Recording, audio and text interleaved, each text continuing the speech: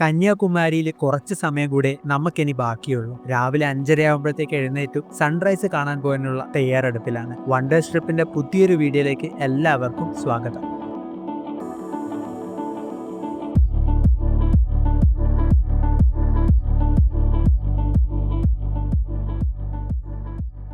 രാവിലെ എഴുന്നേറ്റു അത്യാവശ്യം വേണ്ടുന്ന സാധനങ്ങളൊക്കെ എടുത്ത് ഒന്ന് റൂമിന്റെ പുറത്തിറങ്ങി നോക്കി. ഇന്നലെ രാത്രിയൊക്കെ ഭയങ്കര ബഹളമായിരുന്നു. ഇന്ത്യയിലെ പല ഭാഗത്തുനിന്നും ടൂറിസ്റ്റുകൾ വരുന്ന ഒരു സ്ഥലമാണ് കന്യാകുമാരി. ഹോട്ടലിൽ നിന്ന് പുറത്തിറങ്ങി റോഡിലെത്തിയപ്പം മൊത്തം കാലിയായി കിടക്കുകയാണ്. ഒറ്റ മനുഷ്യരില്ല. കുറച്ചു ദൂരം മുന്നോട്ട് നടന്നപ്പോൾ ഒരു ചായക്കട കണ്ടു. അവിടെ നല്ലൊരു ഫിൽട്ടർ കോഫിയും പറഞ്ഞു അത് കുടിച്ചുകൊണ്ട് കുറച്ച് സമയം അവിടെ നിന്നു.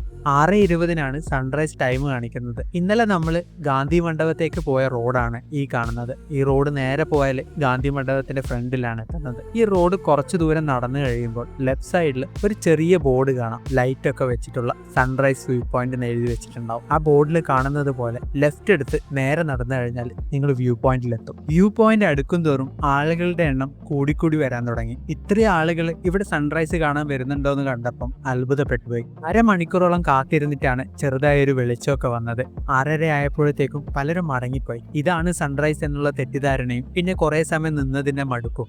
ഞാൻ വീണ്ടും ഒരു അരമണിക്കൂറോളം കാത്തിരുന്നു. ആ കാത്തിരിപ്പിന്റെ ഫലമായിട്ടാണ് ഇത്രയും മനോഹരമായൊരു കാഴ്ച എനിക്ക് കാണാൻ പറ്റിയത്.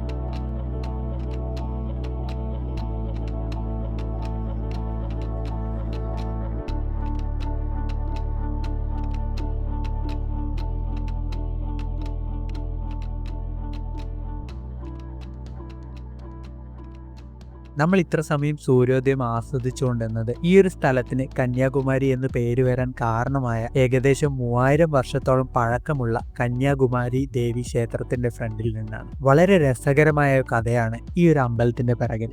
ആ ഒരു കഥ വളരെ സിമ്പിളായിട്ട് പറയുകയാണെങ്കിൽ, ബാണാസുരൻ എന്ന ക്രൂരനായ ഒരു അസുരനുണ്ട്. ദേവന്മാരെയൊക്കെ കീഴ്പ്പെടുത്തി തടവിലാക്കി. ബാണാസുരനെ ഇല്ലാതാക്കണ്ടെങ്കിൽ കന്യകയായ ഒരു പെൺകുട്ടി വേണം. അങ്ങനെ ദേവന്മാരുടെ പ്രാർത്ഥനക്കൊടുവിലാണ് കുമാരി അവതരിക്കുന്നത്. പാർവതിയുടെ പ്രതിരൂപമാണ് കുമാരി എന്നാണ് പറയപ്പെടുന്നത്. കുമാരിയെ കണ്ട് ഇഷ്ടപ്പെടുന്ന ശിവൻ കുമാരിയെ കല്യാണം കഴിക്കാൻ തീരുമാനിച്ചു. കുമാരി കല്യാണം കഴിച്ചാലുള്ള ആപത്ത് മനസ്സിലാക്കിയ നാരദൻ കല്യാണ ദിവസം കോഴിയുടെ രൂപമെടുത്ത് ശിവനെ തെറ്റിദ്ധരിപ്പിച്ച് കല്യാണത്തിന് വരാത്ത രീതിയിലാണ്. ശിവനെ കാത്തുനിന്ന് മുഷിന കുമാരി ഇനി ഒരിക്കലും കല്യാണം കഴിക്കില്ല എന്ന് തീരുമാനിച്ചു. പിന്നീട് ബാണാസുരനെ ഇല്ലാതാക്കി ദേവന്മാരെയും ഈ നാടിനെയും ഒക്കെ രക്ഷപ്പെടുത്തി. അമ്പലത്തിൽ നിന്നിറങ്ങി മുന്നോട്ട് നടന്നു പോകുമ്പോഴാണ് ഈ ഒരു കട കാണാൻ ഇടയായത്. കടലിൽ നിന്ന് കിട്ടുന്ന ശംഖൊക്കെ വെച്ച് വളരെ ടാലന്റഡ് ആയിട്ട് മനോഹരമായിട്ട് ഉണ്ടാക്കി വെച്ചിരിക്കുന്ന കുറേ സാധനങ്ങൾ. കന്യാകുമാരിയുടെ സുവനീറായിട്ട് ഞാനും വാങ്ങിച്ചു ഇവിടുന്ന് ഒരു മയിലിന്.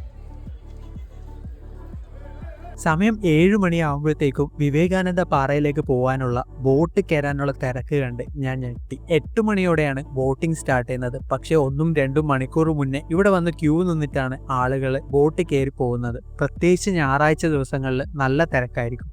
കന്യാകുമാരിയിൽ കുറച്ച് പോഷായിട്ടുള്ള ഏരിയയാണ് ഈ കാണുന്നത്. അത്യാവശ്യം വലിയ വലിയ ഹോട്ടൽസ് ആണ് നമുക്കിവിടെ കാണാൻ കഴിയുന്നത്. ഇതിന്റെ സൈഡിലൂടെ നടന്നിറങ്ങി ചെറിയ വഴിയിലൂടെ നടന്നിട്ട് വേണം നമുക്ക് ബീച്ചിലെത്താൻ. കന്യാകുമാരിയിൽ ഫേമസ് ആയിട്ടുള്ള ഒരു കാത്തലിക് പള്ളിയാണ് അവർ ലേഡി ഓഫ് റാൻസം ഷ്രൈൻ എന്ന് പറയുന്നത്. അങ്ങോട്ട് പോകാനുള്ള മാപ്പ് ഇട്ടപ്പോഴാണ് ഗൂഗിൾ മാപ്പ് എന്നെ ഇതുവഴിയൊക്കെ കൂട്ടിക്കൊണ്ടുപോയത്.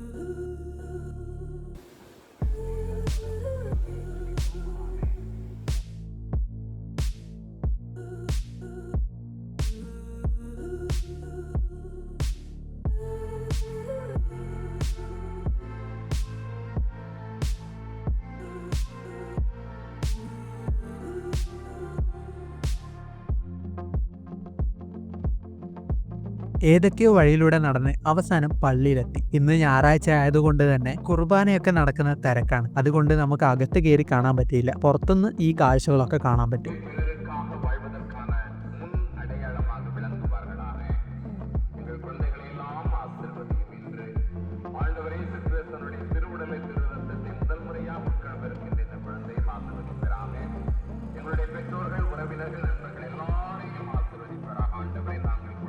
ഗോത്തിക് സ്റ്റൈലിൽ 15-ാം നൂറ്റാണ്ടിലാണ് ഈ ഒരു പള്ളിയുടെ പണി കഴിപ്പിക്കുന്നത്.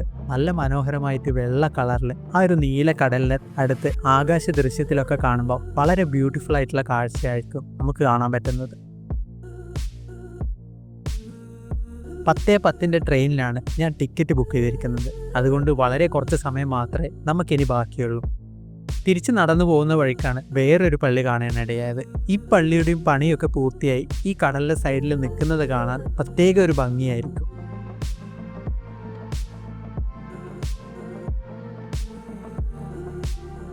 കടൽപ്പാലത്തിലൂടെ നടന്ന് തിരിച്ചു വരുമ്പോഴാണ് ഈ ഒരു കാഴ്ച കണ്ടത്. കുറേ വേസ്റ്റ് കൂടി നിൽക്കുന്നതും അതിൻ്റെ കൂട്ടത്തിൽ കുറേ മീൻ ചത്ത് കിടക്കുന്നതും. റൂമിലെത്തി പെട്ടെന്ന് ഫ്രഷായി റൂമിനോട് ടാറ്റയും പറഞ്ഞ് വെക്കേറ്റ് ചെയ്തു ഞാൻ ഇറങ്ങി. തിരിച്ച് റെയിൽവേ സ്റ്റേഷനിൽ നമ്മൾ വന്നതുപോലെ തന്നെ നടന്നിട്ടാണ് പോകുന്നത്. റെയിൽവേ സ്റ്റേഷൻ്റെ തൊട്ടു മുന്നിലായിട്ട് കാണാൻ പറ്റുന്ന ഒരു വാക്സ് മ്യൂസിയമാണ് ഇത്. കറക്റ്റ് 9:45 ആകുമ്പോഴത്തേക്കും നമ്മൾ റെയിൽവേ സ്റ്റേഷനിലെത്തി. കന്യാകുമാരിയിൽ നിന്ന് ബാംഗ്ലൂർ വരെ പോകുന്ന കന്യാകുമാരി ബാംഗ്ലൂർ എക്സ്പ്രസ്സിൽ 3rd AC-യിലാണ് ഞാൻ ടിക്കറ്റ് ബുക്ക് ചെയ്തിരിക്കുന്നത്. AC കമ്പാർട്ട്മെൻറ്റിൽ കയറിയപ്പോഴാണ് മനസ്സിലായത് എല്ലാം നല്ല പുതിയ കമ്പാർട്ട്മെൻറ്റാണ്. ലോവർ ബർത്തിന് AC വെൻറ്റും റീഡിംഗ് ലൈറ്റും ഒക്കെ ആയിട്ടുള്ള ഒരു പുതിയ സെറ്റപ്പ്. കൃത്യം 10:10 നമ്മൾ വണ്ടി സ്റ്റാർട്ട് ചെയ്തു.